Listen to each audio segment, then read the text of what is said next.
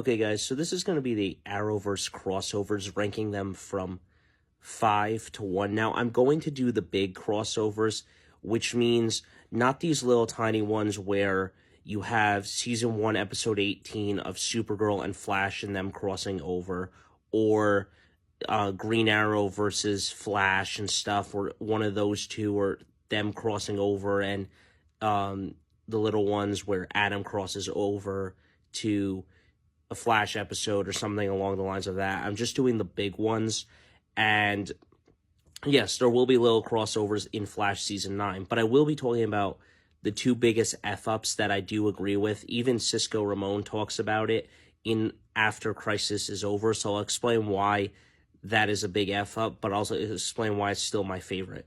So, first up, number 5 as the crossover. Armageddon is the biggest one that I hate. I mean, you didn't even need the other characters. They were all completely pointless. I mean, you had like 2 or 3 of the Paragons in there. You had, I think, the Humanity Paragon that was in it. I forget what his name was, Cho or something. And I don't know, for me, it was just kind of a stupid crossover. You really didn't need any of the other characters.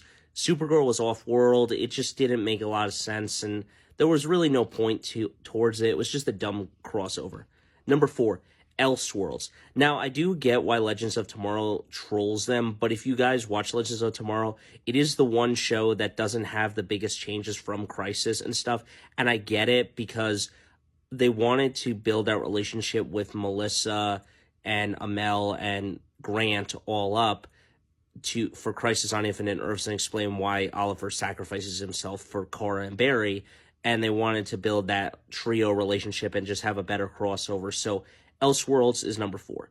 Number 3 is Invasion. I really don't mind Invasion that much. It's just that Elseworlds, it gets trolled so much by the Legends that's why I hated it. But number 3, Invasion, why I don't like it as much as the other two is, first of all, the scene where Cisco is still pissed off about the 2056 thing. The 2056 never made sense, or whatever it was from, never truly made sense. Yes, it was a warning about Savitar, but it never made a lot of sense to me because Barry shouldn't be in 2056. He should be gone due to Crisis on Infinite Earths, so it doesn't make sense with the newspaper. Like, in 2049, he's still missing, so it doesn't make a lot of sense how that happened the way it is. The other thing is that everyone was a hypocrite, including Sarah Lances. I was like, bitch, excuse me, didn't you just try to kill Damian Dork to save your sister's life multiple times in Legends of Tomorrow season, in, I think, season 2 or season 3, whatever it was, and stuff? So why, I believe it's season 2 of Legends, why are you giving Barry so much hassle? You just tried to kill Damian Dork to bring your sister back to life, so screw that. Number 2, Earth-X. I don't mind the Nazi plot. It was just that I didn't really need to see it so much, and, you know, it's very, very weird, but it's an emotional one. Professor Stein dies in it, and it's a pretty good, well-made one, but no offense, I wish Iris had died in that one and stuff, so we could have got a different scenario, and we could have got Caitlin and Barry ending up together. That bitch will not die. I'm so annoyed by her. But no offense, I still like Earth-X. I thought it was a really good one.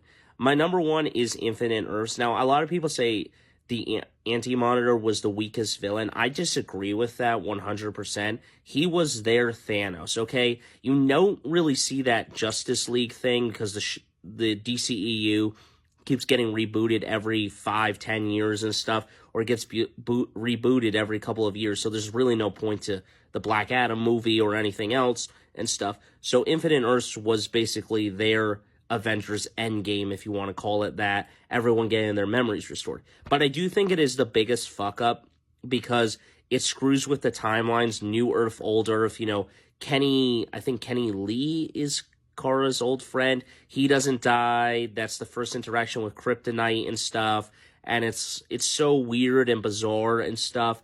And, you know, they had to change the actress from the promo episode because it didn't look like Kara anymore, so they had to get a different actress with blonde hair that looked completely like Kara, and they had to do that.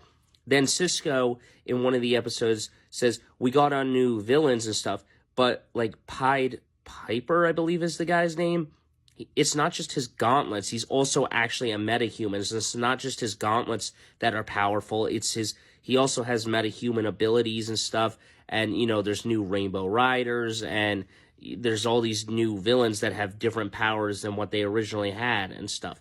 And then the timeline is all confusing because even Cisco's like, I don't remember ever having a Superman shirt and stuff, and explain that Kara and him, or Kara and Superman have always lived on their Earth and stuff, and you see those, like, new changes where Kara learns some new stuff about her previous life, why she failed the totem, and why she did this and stuff. So I still think that Infinite Earths was a good one, but I do understand why it was the biggest fuck-up of all time, because people are like, it's not good because it discredits the timeline, and everyone's like, well, what about the 2024 timeline with Barry? It's like, that timeline can't exist anymore with fixed points and stuff, so it doesn't really make a lot of sense. And then also, you know, Superman and Lois is a big fuck-up of all time as well. Two biggest F-ups is by making it such a disconnect show, as I explained, lazy writing and everything else. But I don't know if I've ever ranked them. These are my rankings. I did do Disney Plus shows of just the regular Avengers and stuff, and I'm not ranking the new shows because I just don't feel like it and stuff.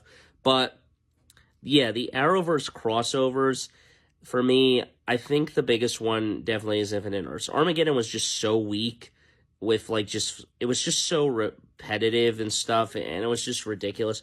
Elseworlds was pretty good, but I don't know, the Book of Destiny was stupid. And, you know, just like Kara should have been able to bust out of the metahuman jail and stuff.